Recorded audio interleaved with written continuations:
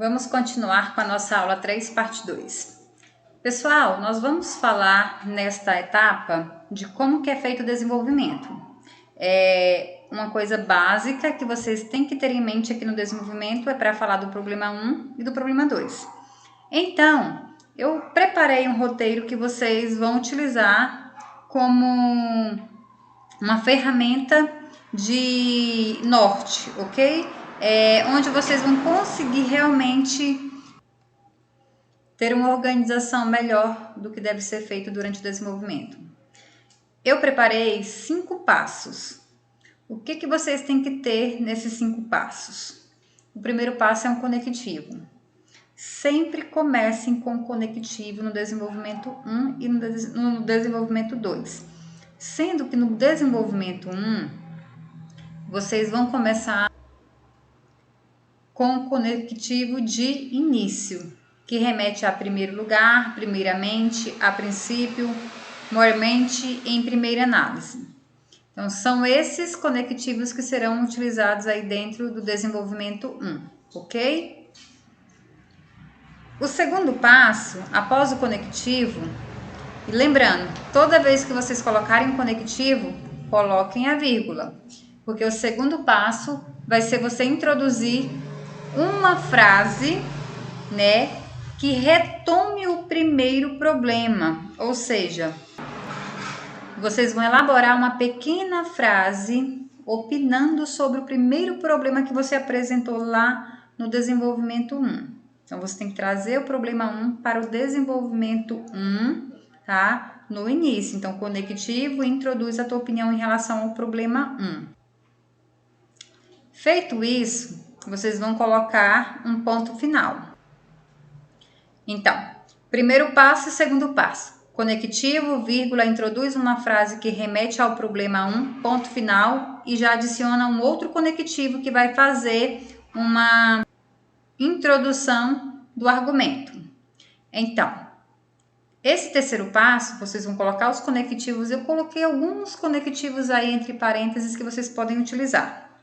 Vai depender do argumento que você vai utilizar, que é da esfera sociocultural. Então, esse argumento que vocês vão introduzir tem que ter o conectivo antes. Então, o terceiro passo é o conectivo, vírgula, introduz o argumento de uma esfera sociocultural que vocês já viram na aula anterior, ponto final. Então, primeiro passo, conectivo, vírgula, frase que remete ao primeiro problema, ponto, conectivo, vírgula, introduz a frase que é a frase não, né? Introduz um argumento explicativo, lembrando que o argumento tem que ser fundamentado, ou seja, tem que colocar a fonte do que se trata, ok? Na aula de introdução, contexto introdutório, eu ensinei como que faz essa menção. Sempre se você vai falar de alguma obra, coloca a obra, o nome do autor e o que se trata, ok? Então, após essa introdução do argumento, da argumentação, ponto final, aí já vem com outro conectivo para mais uma opinião sobre o argumento citado. Se vocês perceberem, opinião novamente, porque esse é o desenvolvimento que é feito uma apresentação vasta de opinião. É na competência 3, na verdade, é sobre a competência 3 que trata-se o desenvolvimento. Então, após o terceiro passo, que é expor o argumento, vem o quarto passo, que é, mais uma vez, explicá-lo com a tua opinião. Então, você vai introduzir um conectivo, olhe lá na lista de conectivo, não pode repetir mais do que 2 conectivos dentro de um parágrafo, coloquem conectivos diversificados, pelo amor de Deus. Então, coloca o conectivo, seguido de uma opinião mais forte sobre o argumento citado. O que é a opinião mais forte? Talvez seja um problema mais sério em relação ao argumento que você citou. Então, tem que ter um argumento, tem que ter uma opinião sobre o que você citou. Então, eu citei um determinado dado no terceiro passo, eu tenho que falar sobre ele. Falar o quê? O que eu penso sobre ele, só que em terceira pessoa. E o último passo, e muito importante também, é um conectivo de conclusão, que você vai fazer uma finalização.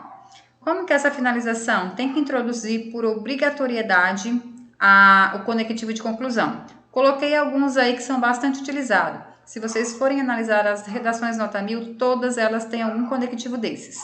Então, dessa forma, logo, desse modo, dessa maneira, evidencia-se assim que... Então, é isso que deve ser feito. Então, nesse quinto passo, o primeiro item do quinto passo é colocar o conectivo e depois introduzir a consequência boa ou ruim de tudo que você falou, né, em relação ao argumento para a sociedade. E vocês podem acrescentar a frase de finalização, que não é obrigatória. A frase de finalização, o que vem a ser? Ela é simplesmente as tuas últimas palavras em relação ao assunto que está sendo falado, que você tem que dar uma ênfase, que mais uma vez, diante de tanta situação, de tanto item exposto aí, tanta problemática, algo deve ser feito para resolver este impasse. Então, vocês podem utilizar a frase de finalização ou não, é uma opção. Muitos alunos me perguntam, professora, mas por que eu deveria utilizar a frase de finalização? Tanto faz. Gente, se você colocar a frase de finalização, ela vai dar uma ênfase na tua opinião, vai deixar bem claro o que tu pensa a respeito do assunto. Ele vai deixar bem nítido que você pensa sobre o assunto, que algo deve ser feito para ser solucionado. Então, aí, mais uma vez, será reforçado que você está falando de um assunto, está expondo problemas e está afirmando que deve ser resolvido. Eu coloquei aqui abaixo uma observação. Após colocar o conectivo de explicação, não esqueça da vírgula. Aí eu tenho um exemplo. No entanto, vírgula. É para vocês não esquecerem que tem que ter sempre uma vírgula após o conectivo. Então, são 5 passos para o desenvolvimento 1 e desenvolvimento 2. É a mesma coisa, só vai modificar do desenvolvimento 1 para o 2 o primeiro passo, que é o conectivo. No desenvolvimento 1, o conectivo ele é de princípio, tá? É de início. E no segundo desenvolvimento, ele já é de um segundo momento. É a única coisa que modifica. Demais, a estrutura é igualzinha, os mesmos passos. Pessoal, se vocês observarem, nós temos aqui, ó, conectivo para introduzir tudo que é argumento ou opinião. Assim como é um parágrafo recheado de opinião.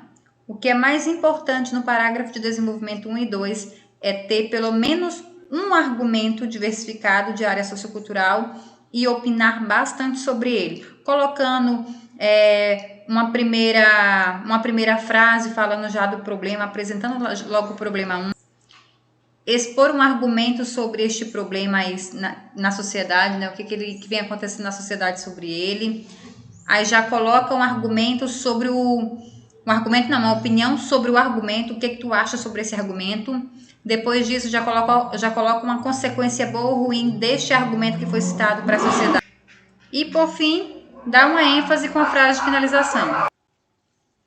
Como dito, o roteiro para o desenvolvimento 2 é o mesmo, a única coisa que modifica é os conectivos, que aí você vai vir com um conectivo diferente. Ou em segundo lugar, né? Ou esses outros aqui, ó. Ademais, somando a isso, sob outro prisma, em seguida, outro sim, em segundo lugar. O que muda é esses conectivos, são esses conectivos. Mas tem aluno, professor, eu não sei o que significa demais.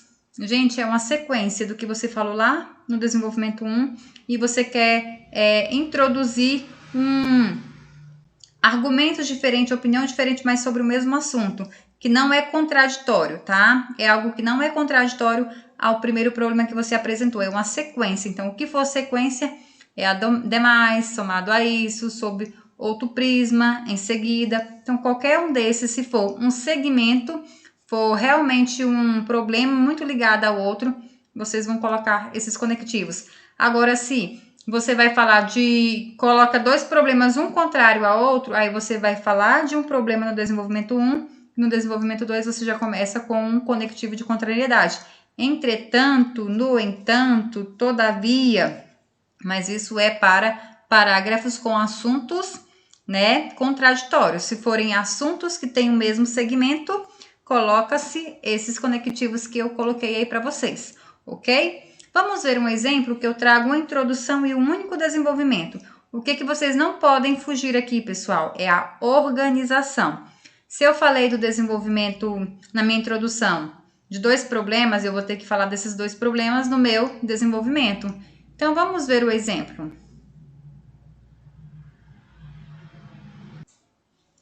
Se vocês perceberem, nós temos aqui o tema universalização do saneamento básico no Brasil.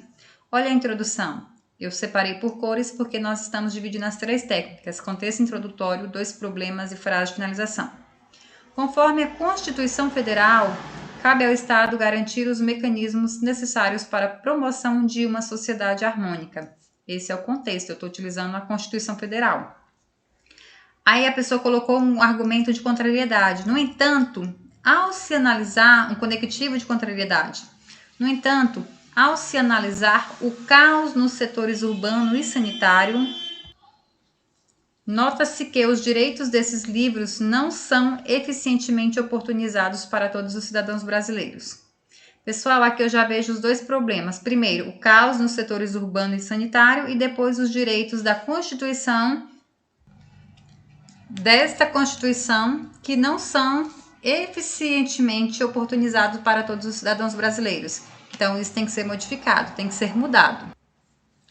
Aí a frase de finalização. Nesse prisma, faz preciso compreender os aspectos políticos e sociais que funcionam como um empecilho para a universalização do saneamento básico no Brasil.